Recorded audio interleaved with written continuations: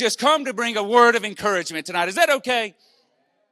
I want to encourage all of you that are just dealing with some things. I think all of us can say we're going through some stuff. We all got stuff that we're dealing with. So if you'll turn with me in the first book of Exodus, we're going to go to Exodus chapter 1, and we'll be reading for verses 11 through 14. And after the reading of the scripture, I don't know, do we have any note takers in the house? Y'all love to take notes? A few of you, maybe not. It's okay. No, every so often I do this, and then I always joke. I joked with your sound people. I said, now watch, I'm going to do something different, and then your pastor's going to like it and then make you start doing it. But if you are a note taker, I'm going to save your hands tonight. She's going to flash up a QR code. There it is. If you've got your smartphone, you can scan that QR code, and it'll take you to my notes. And there I've done all the work for you. You can just have the notes there on hand, or if you just want to figure out when I'm going to get done, you can just follow along and say, well, he's almost finally over with. But either way, I do want to make those available for you just for your, to take, digest, maybe do something with, and be encouraged by. But in Exodus chapter 1, starting with verse 11, it says, therefore they did set over them taskmasters to afflict them with their burdens, and they built for Pharaoh treasures, cities, Pithom and Ramesses. But the more they afflicted them, the more they multiplied and grew. And they were grieved because the children of Israel and the Egyptians made the children of Israel to serve with rigor.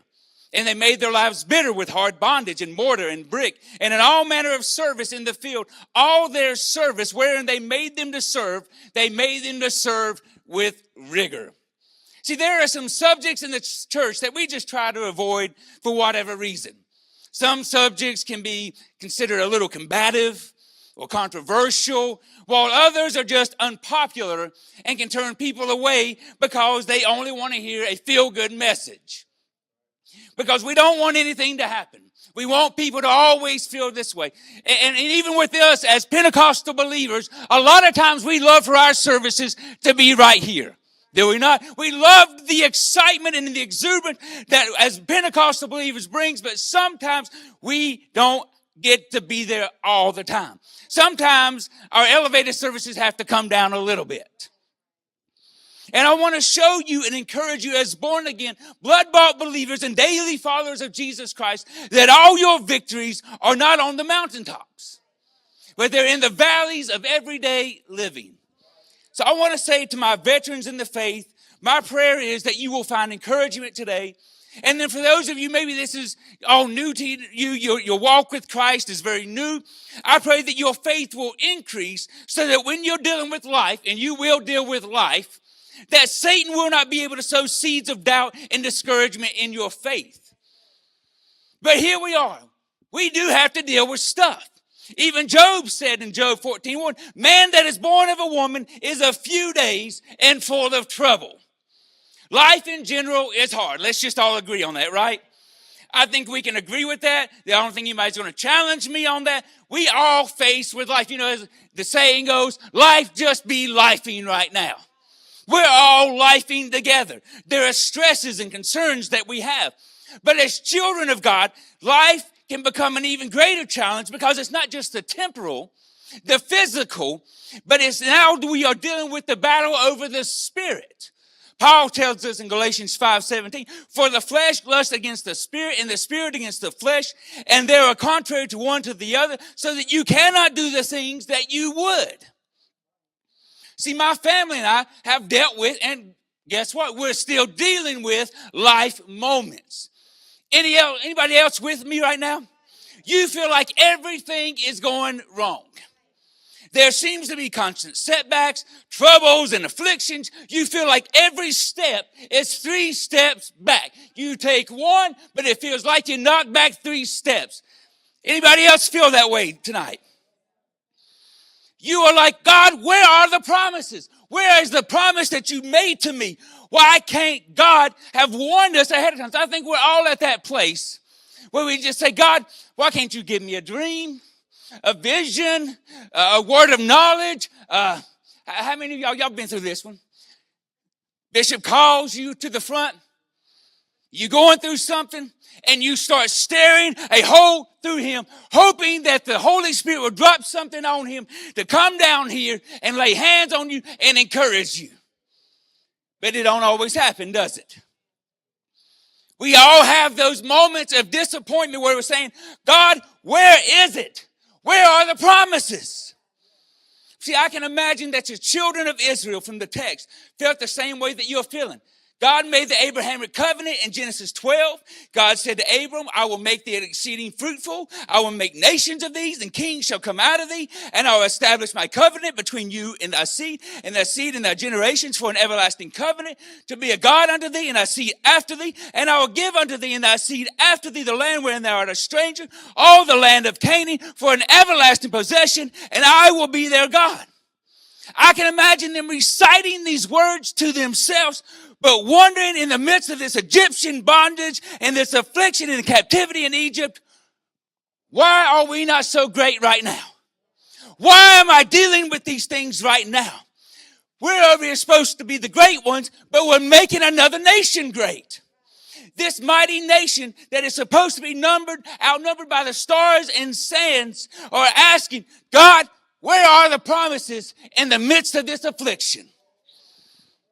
See, my text said there in verse 13, and the Egyptians made the children of Israel to serve with rigor.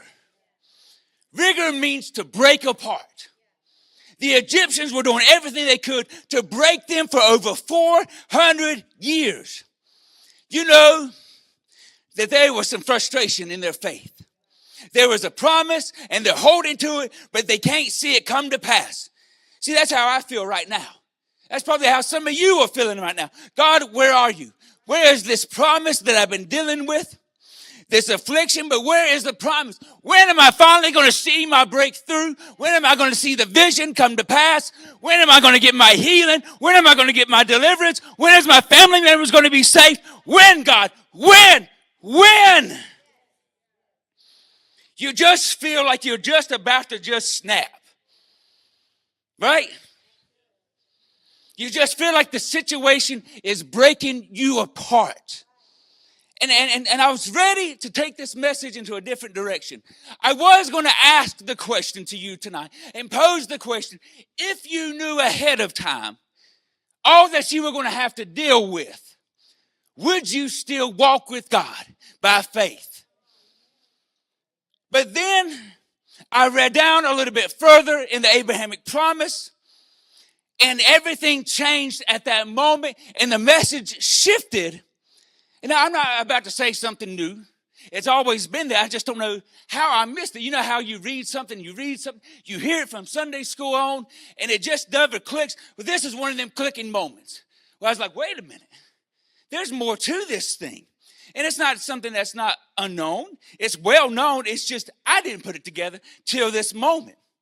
God would tell Abraham in Genesis 15:13, and he said to Abram, know of a surety that thy seed shall be a stranger in the land that is not theirs, and shall serve them, and they shall afflict them 400 years. God already told Abraham that before the promise, there was going to be a process. Maybe, like us, we focus a lot on the promises more than the process, right? It's easy to keep the promises of God before us and remember the good parts of those promises. It's easy to quote those nice, feel-good scriptures over our life, but we tend to leave out certain parts of it, right? We'll claim these scriptures, but we forget to claim the whole thing. We don't like that part. We like the good stuff, right? We don't want to emphasize on the bad stuff that happens. See, God warned Abraham that during this process, there was going to be some affliction. See, we hear these words, we know them, but somehow we forget them. And we think we are exempt from life. That somehow or another God's going to do things a little bit different just for us, right? We have so many preachers telling us that you can have your best life now. You know, with that $50,000 smile on their face, almost that glimmer, that twinkle on the TV screen. You can have your best life now. And then all you got to do, and then some of them go into that next thing and they say, well, all you got to do, brothers and sisters, is name it and claim it. Blab it and grab it. Call it and haul it. Yeah, that's a bunch of junk. God doesn't bend at your will. It's his will. Jesus said, nevertheless, not my will be done, but thy will be done. Even Jesus said, I've come not to do my will, but the will of the Father. See, David said in Psalms 143:10, teach me to do thy will, for thou art my God. Thy spirit is good. Lead me in the land of uprightness. See, we don't want that part, do we? Don't teach me, Lord, anything. Don't guide me. Just give me the good stuff. But that's not life and that's not faith. See, God has also warned us that there is this process in the promise. That just like the children of Israel, we will go through some things. Jesus said, in this world, you will have tribulation. Oh, we don't like that part, do we? Don't tell me I'm going to have to go through things. See, being a Christian does not exempt you from a trouble-free life. It says the sun will rise on evil and on good, and on rain and just, and on the just and the unjust. There's no guarantee that you're never going to hear the word cancer, that you're never going to hear the word terminal, that you're not going to see wayward children, that somebody's not going to lie on you, that you're going to lose a job, that you're going to get pink slips, that you're going to lose your home, that things are going to fall apart. Those things, all of us are going to have to go through those life moments. I know y'all still scratching your head saying, are you going to encourage me yet? When's the encouragement coming? But I'm setting you up right now because I want you to see that we all are dealing with life. Nobody is exempt from life moments. The rich man, the poor man, we all go through life. The men of God have to deal with life. We all deal with the same things. We all deal with discouragement, depression, anxiety. You can study scripture and say those were not perfect men. They all had stuff they had to deal with.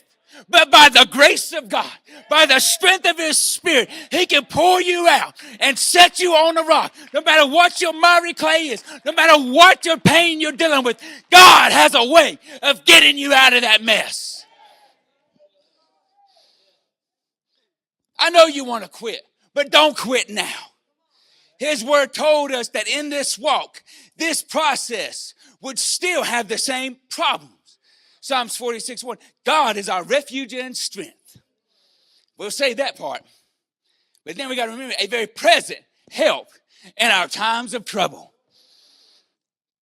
2 Corinthians 4:16, for which cause we faint not, but though the outward man perish, yet the inward man is renewed day by day. For our light afflictions, which is but for a moment. It's just for a moment, church.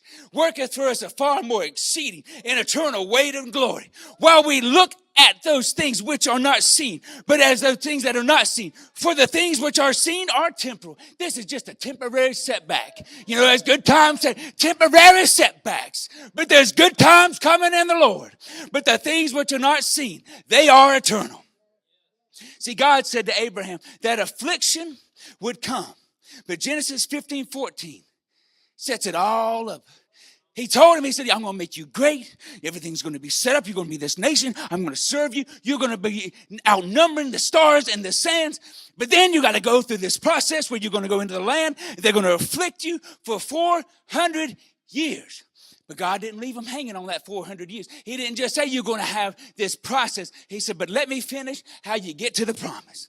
Genesis 15:14. And also that nation whom they shall serve will I judge. And afterwards shall they come out with great substance. You see, you don't see it yet. But you're building up some great substance right now. All the affliction, all the rigor, everything that you feel is breaking you up. You're building up great substance that's about to bring you out. See, why they were afflicted 400 years. What looked like a broken promise. They were in Egypt, which is known for its advancements in architecture and agriculture and knowledge. They couldn't see it yet, church. But see, while they're working in captivity for the Egyptians, building this Egyptian empire and their economy, see, what was really happening was they were preparing for their own promise. They were setting themselves up. See, they didn't just grow numerically. Their enemy was teaching them how to become a greater nation. Egypt was sharing their secrets to their success, and they were developing skills and knowledge that would help them build their promise. The whole time, that 400 years, that was just school for them.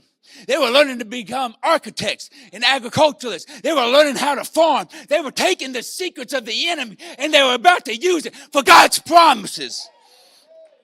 See, the wealth that Egypt took in on their behalf was being stored up so that when God released them, their enemy would be writing the check to fund the fulfillment of their promise.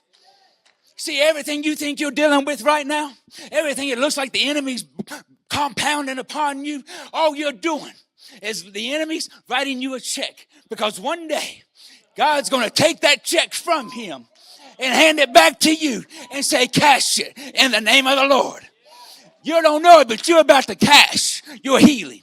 You're about to cash your deliverance. You're about to cash your joy. You're about to cash your freedom.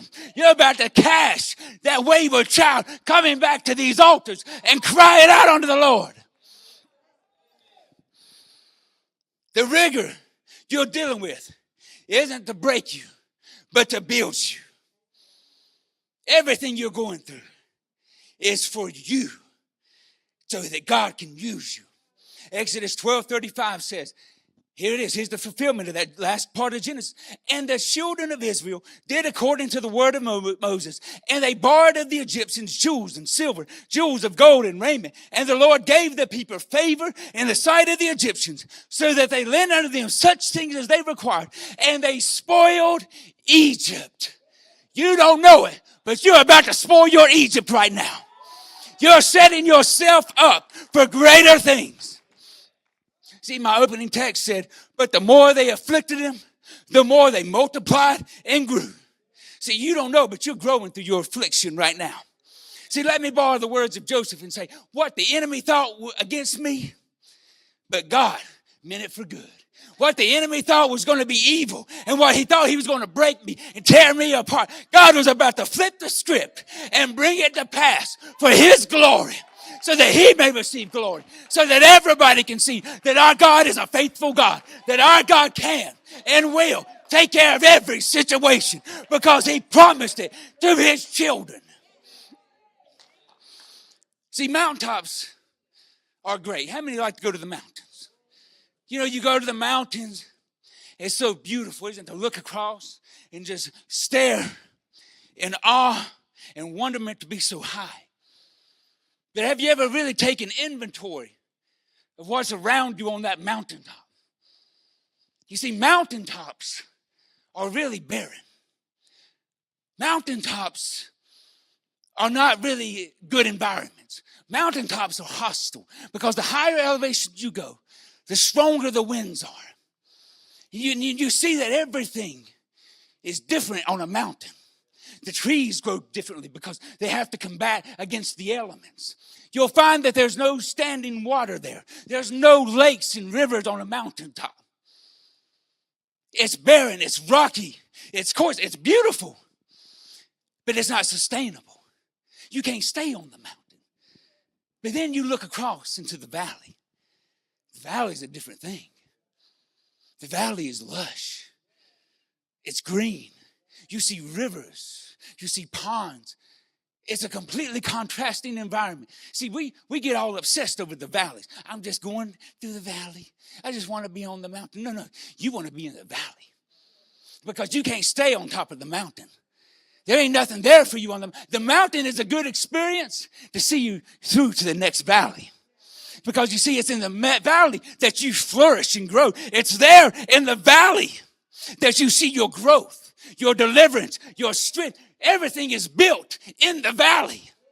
The mountain helps you see your next valley, but don't stay on the mountain. Go out into the valley so you can grow and flourish. You're in a valley right now, but you're growing. You don't see it now. All the heartache, all the hurt, all the setbacks. You don't see yourself flourishing. But brothers and sisters, you're flourishing right now because you wouldn't be here tonight. You wouldn't be sitting here tonight with this old preacher preaching to you that you've never heard before. If it was just an experience, if it was just religion, if it was just about man. No, you're here tonight because you love the Lord and you know the promises of God. You've gone through it and you said, no matter what, like Peter said, Lord, where else can I go? What else can I do? You have the words of life.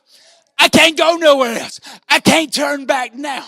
I love where I'm at now because I know you're the sustaining one. You're the one that can do it all. You have the words of life.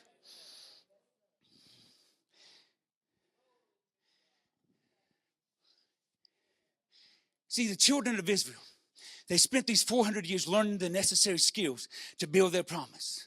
Those same skills are what built Jerusalem. Those same skills they were able to use during the exile periods. It was those same skills they learned in Egypt that helped them rebuild the walls in Nehemiah.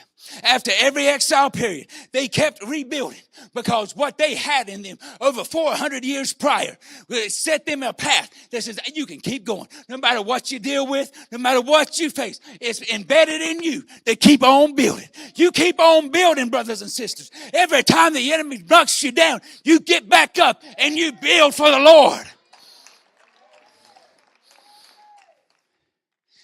Don't let the enemy knock you down and keep you down. Get up.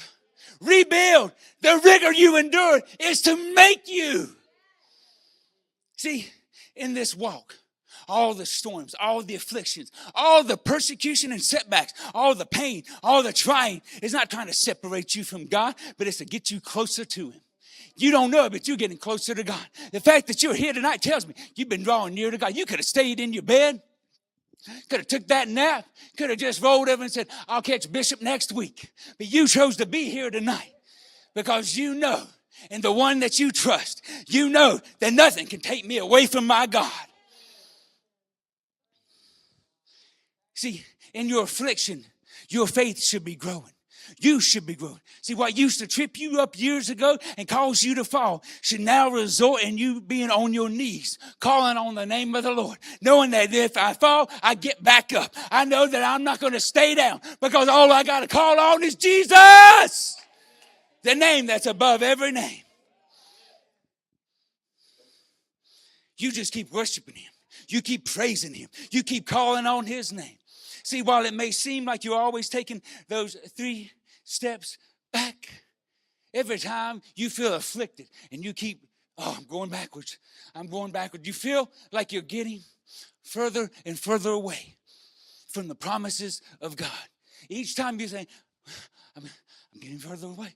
No. See, what happens is every time you get afflicted and every time you call on the name of the Lord, you didn't stumble, you didn't fall, but you called on Jesus. While it looks like in the natural you're stepping back, what's happening is you're taking giant leaps in the Spirit.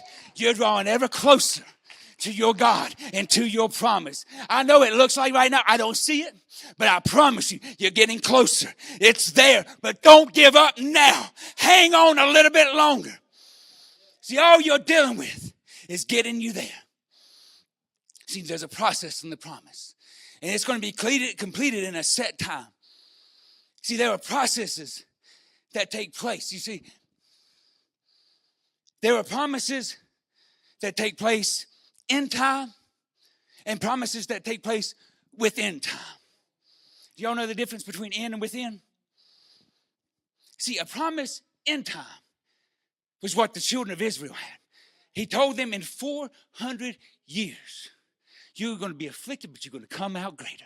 And you're going to spoil Egypt. That's end time. He gave them a specific time. He said, at that 400-year mark, it's changing. Everything you thought you were working for them is now working for you. You're about to leave with the spoils. That's end time.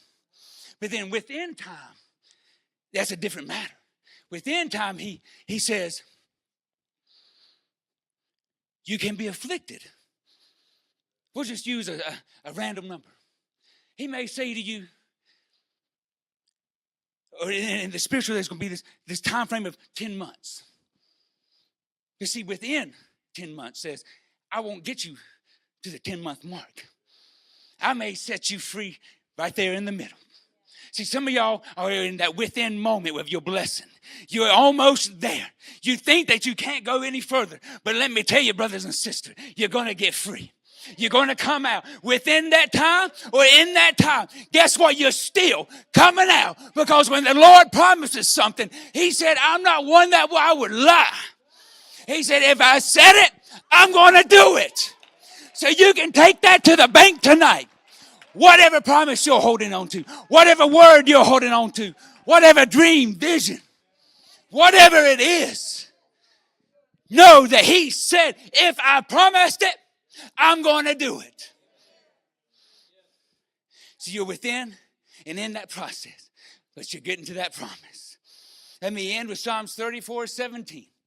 The righteous cry, and the Lord heareth, and delivereth them out of all their troubles. The Lord is nigh unto them that have a broken heart, and saveth such as of a contrite spirit.